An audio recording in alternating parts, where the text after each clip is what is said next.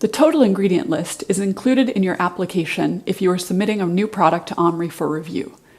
In addition to complete applications, individual copies of all of our application documents are also available on the individual forms and checklists page when you are logged in to the OMRI website.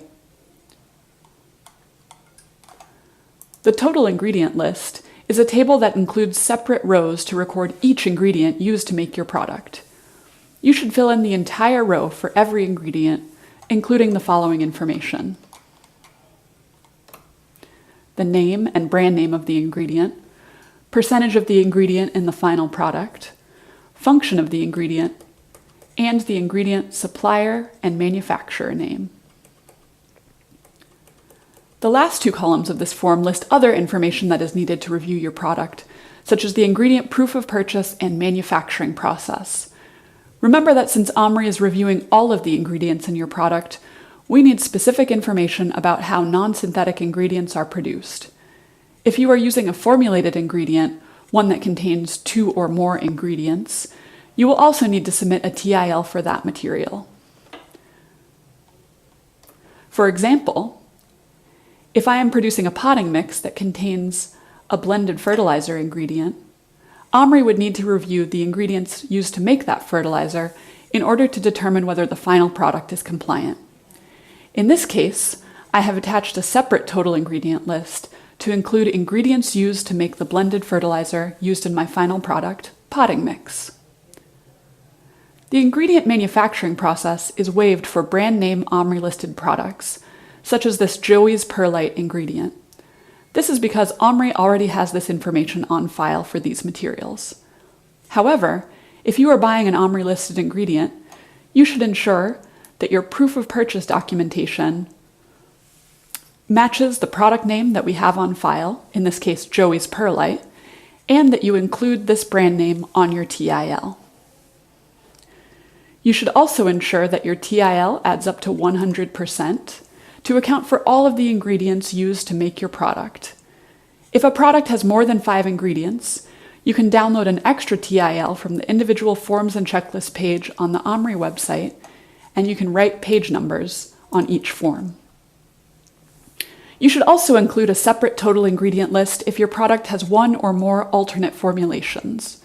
For example, if I sell a potting mix that sometimes contains perlite and sometimes has no perlite, I would need to submit 2 TILs that reflect both possible formulations.